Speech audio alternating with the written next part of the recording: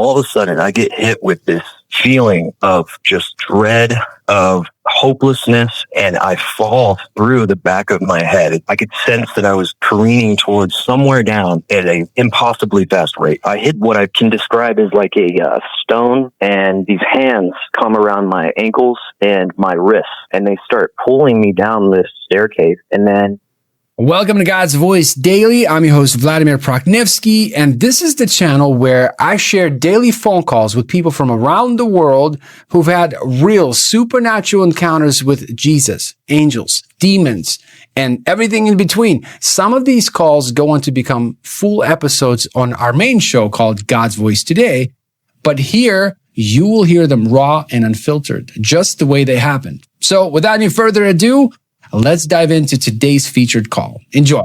I'd love to hear your testimony, man. Yeah. Okay. So, hey, I was just watching your channel actually right before this. That's so watching your channel a lot. Yeah. So I've been sitting on this testimony for a while. If you decide to have me on for the whole thing, it would be the first time I'm sharing it. I have tried to share it with other people, but it's just like the devil keeps blocking me, and he really doesn't want this story to come out, it seems like. So, I'm really glad I'm talking to you now. So yeah, I guess I'll just start when I was young. So about age 7 is when, so a lot of supernatural stuff started happening, to me. I think it was kind of like my spiritual awakening. So at the time I was, living with mom and dad, pretty standard, household. And, we moved to this, town called McKinney.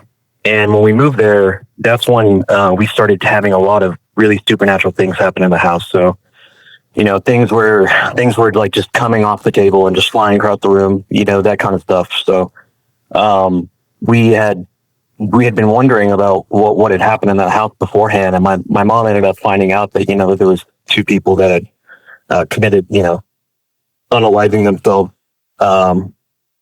in the house. So there was just already kind of a lot of that negative energy in there. And then, so my mom was very much like, she had always been very close to God, and she married my dad, and my dad was an alcoholic and he was a musician, and they were kind of like 2 people that would never really go together, but, they made it work somehow. And I'm just kind of setting up, cause I was 17 when this happened, but this is after 10 years of just being in a spiritual war zone.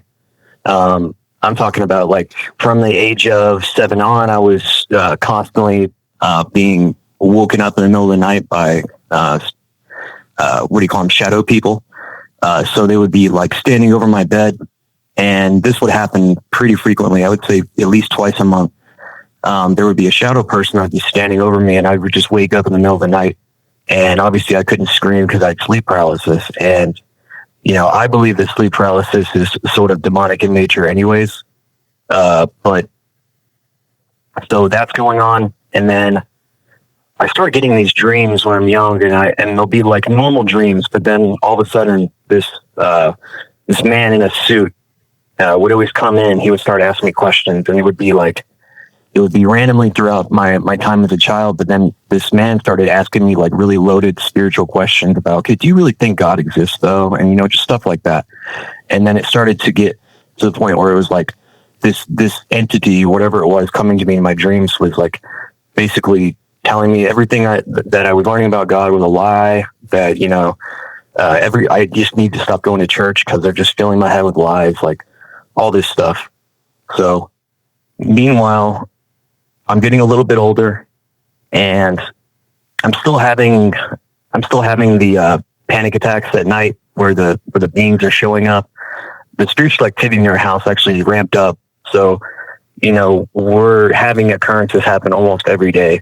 And it's to the point where my mom is like she was very much a prayer warrior, and she was very close to God, but she was also struggling in her Christian walk at that time. So she and my dad were drinking very heavily at the time. So always fighting and drinking.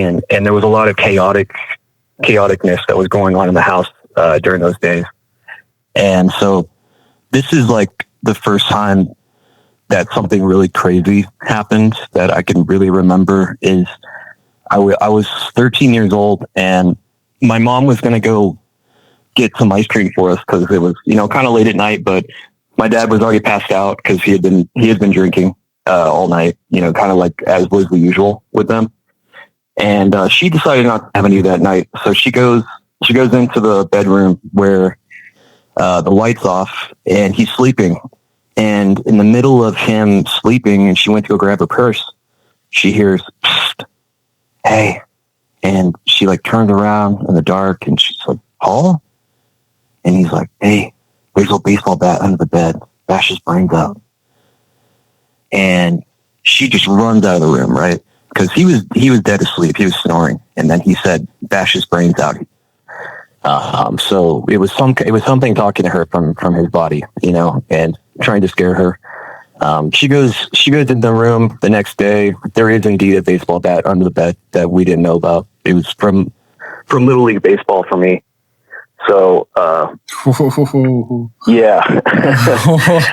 Whoa, hold on. I want to make sure I got this right. So wait, while he was sleeping next to her, right? So he was sleeping in the room, and she walked in to grab her purse because she was going to go get us ice cream. Okay, gotcha. Okay. Yeah, he was passed out and snoring, and in the middle of when she finally got to her purse to pick it up, he stopped snoring, and then he said, "Hey, bash his brains out. There's a baseball bat under the bed." And she just like freaked out, ran out of the room. So there was an entity that was in my dad very often. Is kind of where I'm going with this. And what I found out later is that this was actually a generational demon that came to me. And I'll give you some more information about that later if we have time. But yeah, so my dad's eyes would change. I know everybody changes when they drink, but it was really different in his case. You could almost see right when the entity would take control of him, and the things he would say, it was just the most evil stuff that my dad would never dream of saying. And that's the terrible thing about alcohol. It gives the devil a legal right to work through you and to use your body. So yeah, so I'm getting older. I'm thinking about joining the Navy, and my dad, he was still drinking really bad. And so he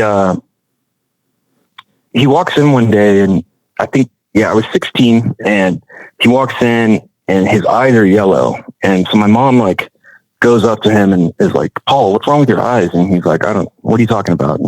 She's like, "Your eyes are yellow." And he's like, "No, they're not," So she makes him go to the doctor, and turns out he has cirrhosis, and he's actually in like late stage cirrhosis. So we found out, and 3 months later he was dead. It was that quick. He swole up like a balloon, and then he died of a heart attack because his body just couldn't handle it anymore. So, so this is when things start getting really crazy, and I think this is when the demon's like, "Okay, well, I got hit. Now it's time. Time for the sun." Maybe like this, how this demon has been doing for generations. I don't know, but I come from like my line on my dad's side is Hispanic, and Hispanic culture is very very alcoholic kind of culture, and Santeria and all that kind of stuff. So I know for sure it came from my dad's side, and it was right after he died. It was probably 2 or 3 days later, and I was playing Xbox in my living room, and my mom had went to the store, and we're all in shock that he was taken from us so quickly, and we didn't know what we were doing. And I was trying to drown my sorrows with just the video games at the time. And so anyways, my mom left, and there was nobody in the house with me, and I'm playing, and all of a sudden I start hearing like the sound of like women's heels. It sounded like in the hallway. So if you imagine like my living room, I'm facing towards the TV, but to the right is like the beginning of the hallway, and then it turns right and it goes down towards my mom and dad's room. So I'm hearing it, and I'm thinking, Mom, like, didn't even hear her come in. But I did think that she might have been wearing heels that day. So I was like, Mom, hey, what's up?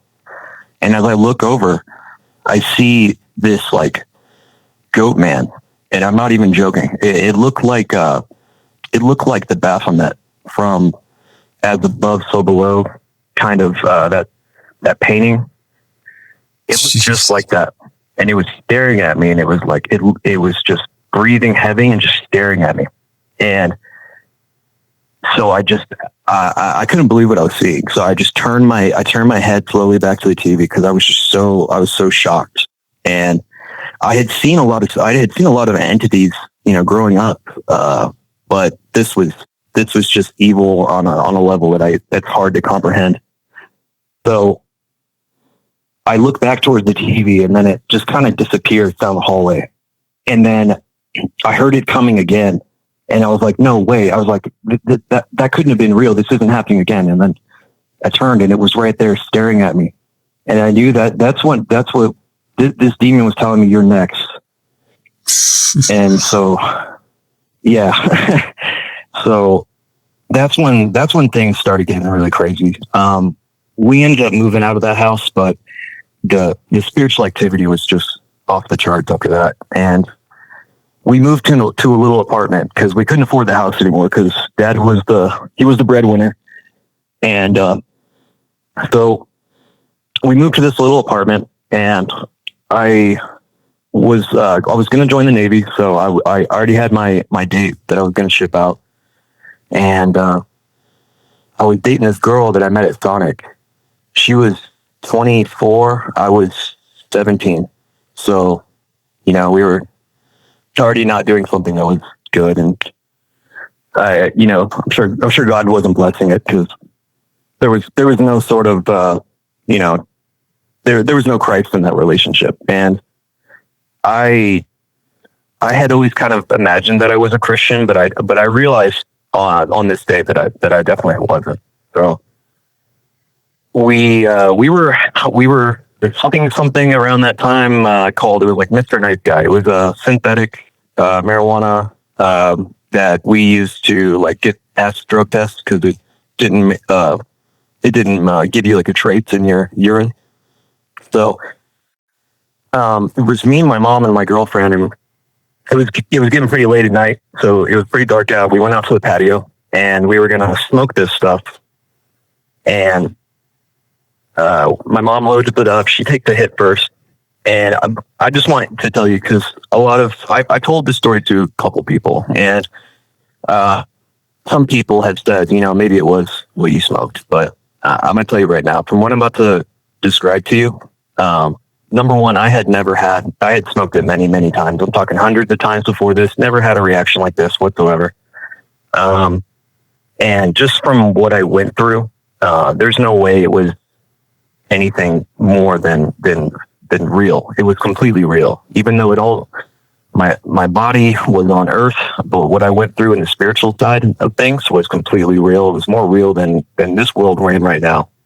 So, as soon as I take a hit of that, it probably hadn't even went into my bloodstream yet. And then all of a sudden I get hit with this feeling of just dread, of hopelessness, pretty much like every bad negative feeling of being stuck, trapped, and for lack of other words, damned. This feeling floods over me, and I fall through the back of my head. It's kind of hard to say, but if you picture like you're looking out through your eyes right now, and if you were to just fall back, and then the picture of your eyes gets smaller and smaller and smaller, and then it was just darkness, and I was falling down, and I could tell that I was falling because I could sense that I was careening towards somewhere down at a impossibly fast rate. It was quick. And so all these feelings are coming over me, and they're getting worse and they're getting worse. And then there was this point within a couple of seconds of this happening where I was like, these feelings alone could kill me, but I wouldn't die. It was weird, because I know people can die of a broken heart. People can die of all sorts of extreme emotions. And I'm telling you that this feeling of hopelessness and being stuck forever and ever hits you instantly, and it just gets worse and worse and worse and worse. So as I'm falling and I'm experiencing this, I hit what I can describe it like a stone, like top of a tower. Okay, so it's like a stone floor, and immediately when I hit that stone floor, these hands come around my ankles and my wrists, and they start pulling me down this staircase. It was extremely dark, so I couldn't really see what was going on, but I did notice that they were pulling me down a set of stairs, like I could feel my head hitting with every single step. And I remember I looked off into the distance, and I could see a small red fire. And I still to this day, I'm not really entirely sure what that was, but I think it was probably pools of fire that people were in, but I just couldn't, it was so far away, I couldn't see it really well. And I was too focused on what was going on with me, and I was being pulled down, and I couldn't move. I was paralyzed. Like I had no strength whatsoever. And also the emotions that I was feeling, which are just off the charts, just out of this world. The level of pain and fear and hopelessness you can have that you cannot experience in this mortal body you're in right now. But those feelings alone kept me from doing anything. I was too preoccupied with my own emotional pain to even try to fight back. So I'm being pulled down.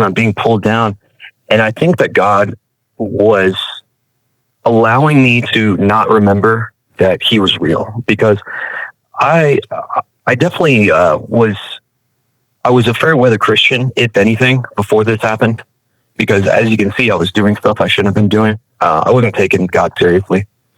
And so he hid it from my memory that I even knew there was a God and that there was a way out of this, until this moment where he said, call my name.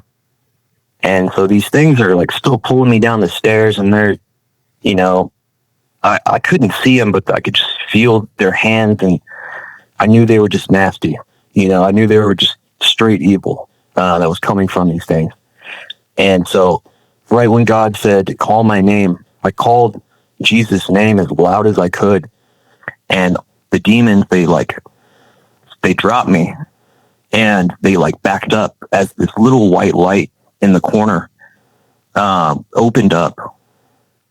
And out of the white light came this hand, and I grabbed it. And as soon as I grabbed it, I was pulled back into my body. But I didn't realize what my body had been doing on the physical plane the entire time that I was where I was. And what happened was, as soon as I took that hit, I didn't even blow it out. I fell back in my chair, and then I started writhing around on the floor. And once I was done writhing around for a second, I snapped to, and there was 3 different demonic voices coming out of me, speaking both English and in some kind of, evil tongue. And my mom instantly, as I started beating my fist into the ground and breaking all the furniture on the patio and just writhing around, and there's 3 voices coming out of me. And so she does what she knows to do. She just starts praying over me. And she starts praying and praying and praying. So that's what was happening to my body while I was gone, wherever I believe I was in Sheol. And I feel like God has answered me many times to give me confirmation that that's where I went. I wasn't just stuck in my head. I was somewhere else completely. I was in another dimension. And, so I'm beating my fist bloody into the ground. I tried to throw myself off the balcony, but my mom and my girlfriend grabbed me, pulled me back onto the patio. And so by the end of this, when I came to, I was just completely covered in blood. And the cops, I could hear the cops were coming. So I was yelling and screaming so loud that somebody called the cops because they thought somebody was getting beat.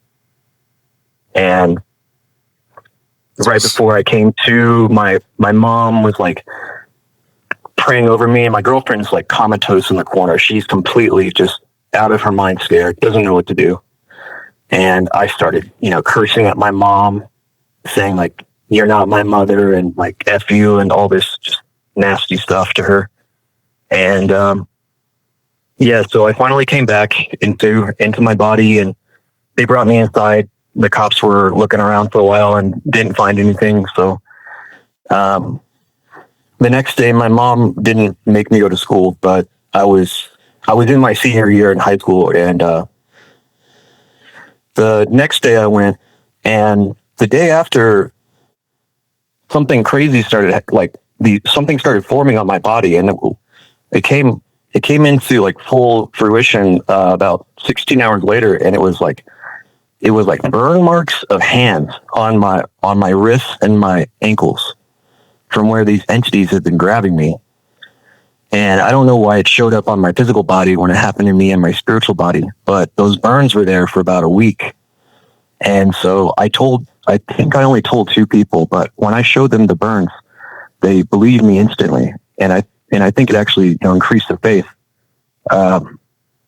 But yeah, that's the trip to Sheol story. My goodness. Wow. You had me on the edge of my seat, man. How long ago did this happen? So this was when I was 17. So I'm 31 now. So you had some time to process everything. What do you make of this? What do I make of it? Yeah. Why do you think it happened to you? Did you need that experience? Yeah, I think that God allowed it to happen to me because I think that God, well, I'm going to say this. My mom gave me to God when I was a baby, so I think I've always been God's property in a way. And I, everybody is God's property, but when you've been chosen by God, I feel like he will let you screw up for a little bit, and then he'll chastise you.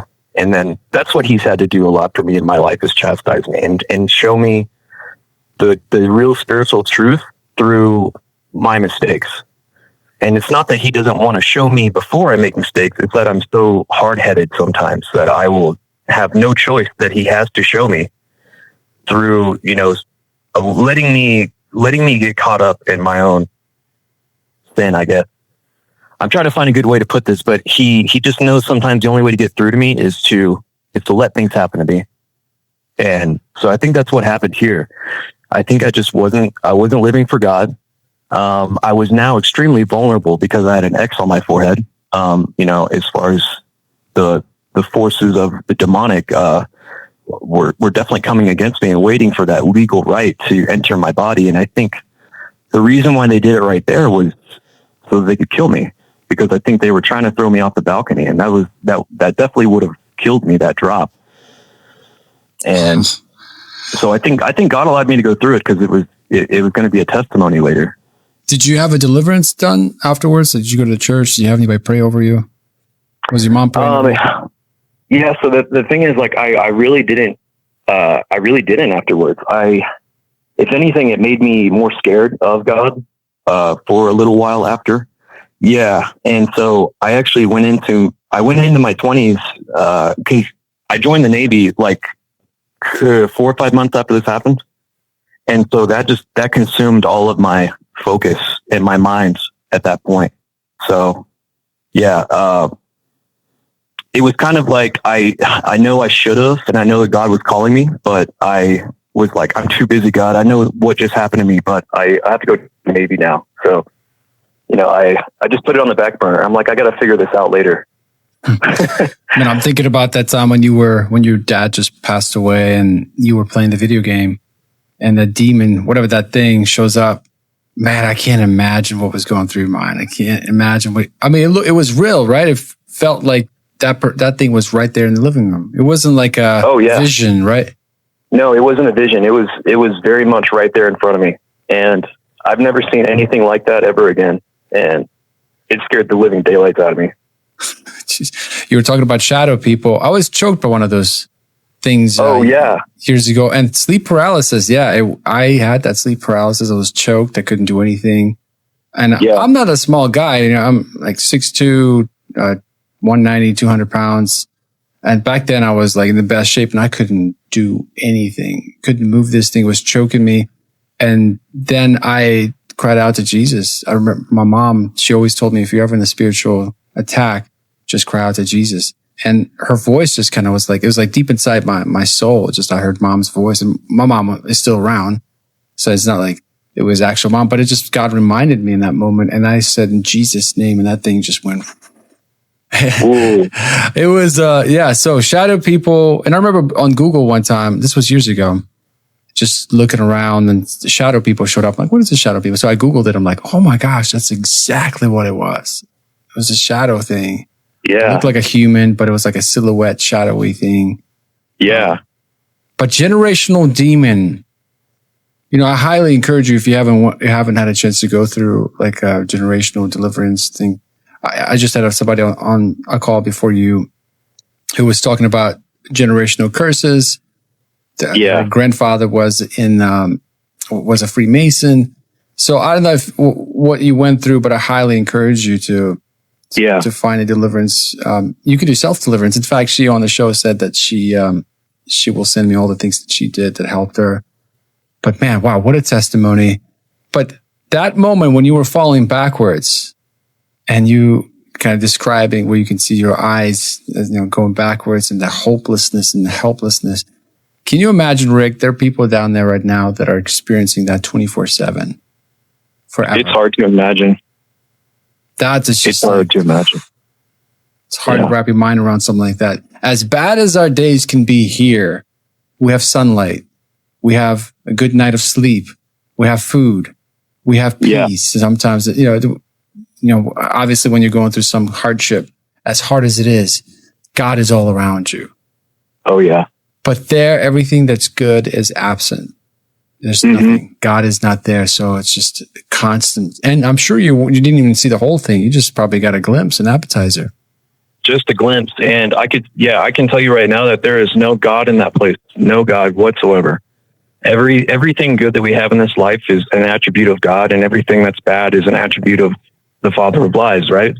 And when you decide that you don't want to live your life with godly principles and that you don't want to have him be in your life and be the savior of your life, then you send yourself there, and I hate to say it like that because some people do it out of ignorance, but we all have a chance to get to know our savior in this world. And I was watching the interview you had with, I can't remember his name, but he was talking about how Jesus looks at like once saved, always saved, and like how family's family. But especially if you have a family member who's running your name through the mud, are they going to be welcome in your house? And that's something I really struggled with for a long time before I became a Christian. I was like, well, how could a loving God send us somewhere so terrible? But it's just that he's sending us somewhere that has nothing to do with him because that's what we chose in this life. So. Man, you don't want to be separated from God. You don't want that. As proud as you are, I'm telling you, when I used to work in the hospital back in college, I went to Ohio State and worked at the medical center there. And it's one of those university hospitals that has multiple hospitals, and one has like a cancer hospital, heart hospital, and the university hospital. Labor and delivery, all that good stuff. And I'm telling you, it's easy to be an atheist when you're healthy, when you have everything going for you, you have the money, security, all that stuff, building your kingdom on this earth. But when you're on your deathbed, man, just going to these people, like just delivering trays. I was passing trays. That was my job back then. And spending time with these people. And I remember I made myself a promise to pray for at least one person a day. And no one ever said no. Yeah. I don't care how much they didn't believe in God. People need hope. They want hope. But man, that hope is in Jesus. If you just cry out to him, humble yourself. Repent, absolutely. Pick up that Bible, start reading it.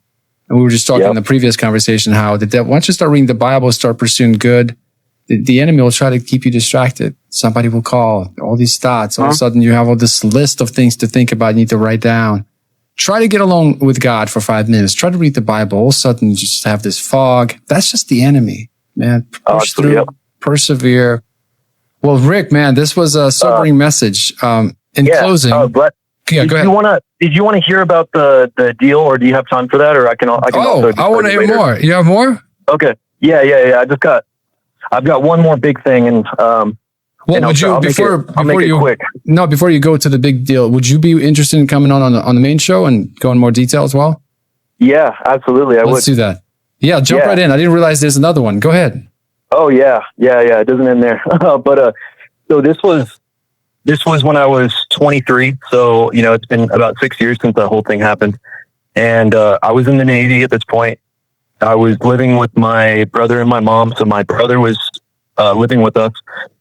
Or, sorry, they were living with me because our dad had passed away, and Austin just needed some help. So he's 7 years younger than me. So I kind of stepped in and started raising him with my mom. And like around this time, like I think I would go to church like every now and then. And like I said, I was not taking God seriously. I was drinking pretty heavily. It's so funny to think like it's not funny, but the thing that took out my dad that I vowed I would never do, it hit me so hard after that. It hit me so hard. It was crazy. So I'm 23. I'm having kind of not the best luck, with the ladies around this time. And I think a lot of it has to do with my confidence, always relying on alcohol to be the person that I want to be around people. And also, kind of having like my mom and my brother were a pretty constant job. So I didn't have a lot of like social time, and all my friends were all living together. And I was like kind of the weird guy who had to live with his mom and brother. And you can kind of see how, inexperienced or like, what do you call it? I just wasn't grown up enough to realize like that what I was doing was way more important. But I was, very jealous of like other people's lifestyles, the fact that you had, these beautiful people and relationships together, and I just wanted what I didn't have. So, I had convinced myself that I had been earnestly asking God to bring someone in my life for a long time, when I probably wasn't doing it right. And I probably wasn't, just like I wasn't living for God.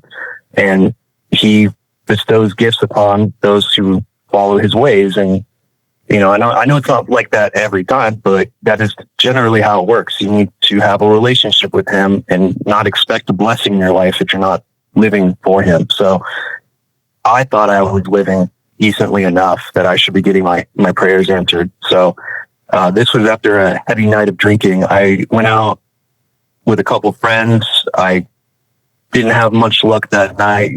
I was just very angry at God when I got home. So I was still, very inebriated, and my mom and my brother were sleeping.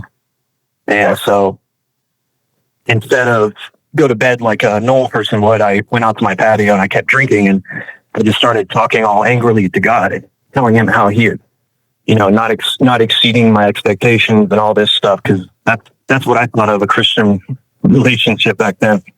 And, so in a moment of just sheer stupidity, I prayed to the evil one, our enemy. And I said, basically I said like, God is not taking care of me. So it's your turn now. And went to bed, completely forgot about it. The next morning, I got invited to a cookout with some people that I'd went on deployment with. And I get to the cookout and I meet this girl, and she's just like, won't leave me alone. It's just all over me. And, I thought she was cute enough. So we ended up getting into a relationship. So I met this girl the next day, man. Like after I had like probably a solid year or two of not having much luck. And this is not for any of your listeners to go ever try this, because you will get what you want, but it will be in the most messed up way you can imagine. This woman was like one of the worst things that ever happened to me. So without taking too much time and going too much detail, she was married to another person in the Navy. So she was a married woman, and I was getting into a relationship with a married woman off the bat. But she convinced me that it was all good because they were separated. But they were living in the same house. So whenever I would come see her, I would be going to her house. She shared with him that he was gone because he was on deployment. And it only took a week before we were, regularly doing unclean things together. And I'm telling you, like, I just started, like, the sin just kept piling up, like, from there on. And I'm telling you, like, over the next 6 years, I I was a complete train wreck alcoholic. I had already been in trouble with the law a couple of times. I had basically lost contact with like all my family because of how bad my alcoholism had gotten. And we were fighting all the time. We were putting hands on each other. Cops were getting called. It was really, really, really, really bad.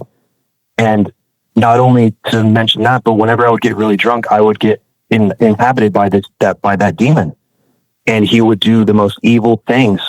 And that's not me trying to make a scapegoat and say it wasn't me. But whenever I would black out, I would find out that I had done the most evil, twisted things that I would never imagine. And Ashley, the one I was dating, she would tell me that she would see right when my eyes would change, and it would be something else speaking out of me, and it would be talking in a third person. So all that to say, we get to 6 years on the day we got together. 6 years later, we broke up, almost like it was like an unholy contract. And we didn't mean to do that. It was just so happened that was the final straw for us on that day. And we broke up. But then about a month or two later, we had become somewhat cordial. And I'm glad to say that she's now she's a friend of mine, and I'm actually working on witnessing to her, and I'm actually getting somewhere, I think. But, we're both in different relationships now and everything. So, but 6 years to the day is when our relationship ended.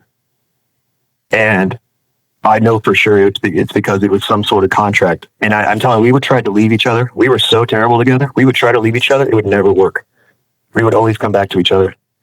So, yeah, unholy contracts, praying to the evil one, that it works, but you're gonna get the most messed up version of what you asked for. Kind of like the Wishmaster. I don't know if you've seen that movie.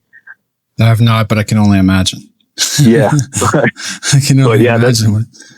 That's the two main stories. I've got like other supernatural things that have happened to me that I can talk about on the show if you want. Rick, while you're still on the call, let me go ahead and send you the message or the link. Let me make sure I'm sending it to the right person. So it's the same process, how you got on the show, but please schedule a call. And man, I'd love to dive deeper. Sounds like you have some really, really sobering experiences that people need to hear. People need to hear how real this supernatural world is, and that ignorance is not bliss. What you don't know is destroying you. It's destroying you. The devil will take you lunch and even pop the bag. And his gifts are not that good, clearly, right? 6 years of hell. No, they are not.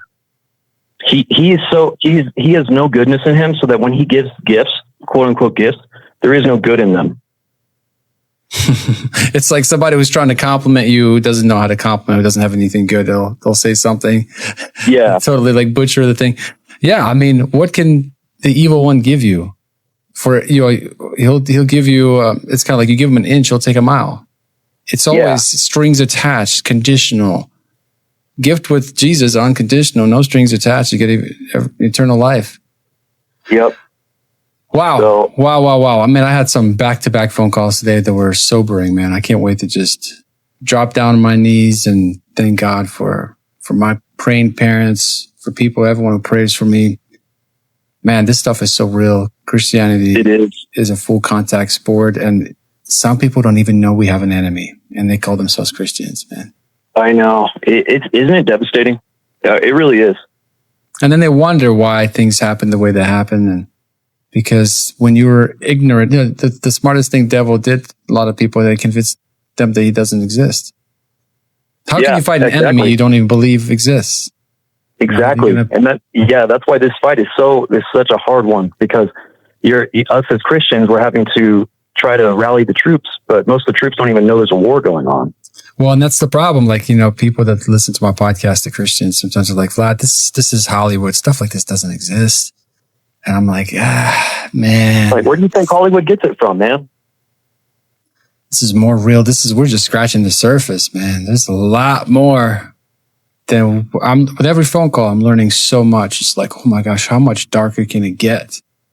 And then you start, starting adding everything up, and it just see how desperate the enemy is and how ignorant people are and how he thrives on ignorance. Yeah, I think that when it comes to the boundaries of evil, there are no boundaries.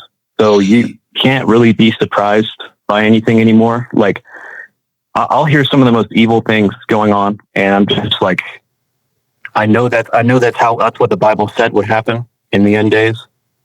Everything that the Bible said was going to happen is coming true and is coming to fruition. And that's why I'm not scared, because if God wrote it out for me, that means that he's got a plan. Yeah. No, and man, I'm telling you, prayer is so powerful. Reaching out and praying. Man, my mom always told me every church you go to, if there's ever like a book where you can write in a prayer request, said always submit your prayer requests everywhere you go. And so I worked with Operation Christmas Child for several years as a national spokesperson. I received one of those shoe boxes from Samaritan Spurs Operation Christmas Child as a Christmas child gift. And so I got to share my testimony in like 20 something states over like 6-7 years, hundreds of speaking engagements in different churches. And every church I went to, my mom's voice was always like in the back of my mind, like, fine, where's the prayer book? I got to put my name in. So I always just like older ladies, in the church that are like praying women. I always made sure that before I left, made sure that they knew to pray for me. But prayer is so important. You definitely. And I think that's something I've been sleeping on really bad is prayer. It is just as powerful as you've been saying. And I think I've been kind of waking up to that over the past couple of weeks, but I haven't really been a on fire, born again Christian for more than 2 years now. So, I'm still kind of, I would say, young in my journey, even though I knew about God growing up and I saw so much evil. There was a point in my life where I only knew God was real because of the evil I saw. So I knew had to be something that was countering that. And that's what kept my faith in God up, which is kind of messed up and weird. But, until I actually got to know the love of God myself. And then I was like, okay, why was I chasing the darkness looking for truth when it was right here in the light? And for everyone watching, hey, you're a man or woman of prayer, put my name down on the list. Pray for me. And for those that want to, leave a comment, criticize us, just pray for us. If we, pray that we know the truth, the truth will set us free. If we're off, hey, if it's not the truth, it will reveal us. It will be exposed, right? But that's right. It's the truth. I'm telling you, I've been choked by things. I know there's a spiritual warfare, and we got to know. But it's not enough to know. Information without application is just entertainment. You got to apply it. Well, Rick, right. Thank you so much. I just sent you the link. You should have it. Schedule the call, man. Let's keep this conversation going on camera. I appreciate you taking the time to schedule it with me, to spend it with me. Enjoyed it. Thank you. Yes, sir. Thank you. Thanks for listening. Hey, God bless. Talk soon. God bless. Peace. Bye. Hey, if this story moved you, there is definitely more. Every day, someone new shares their supernatural encounter with Jesus. So hit subscribe right now and don't miss what's coming up next. And if you're ready for another powerful supernatural testimony, tap the next video on your screen right now, and I'll see you there.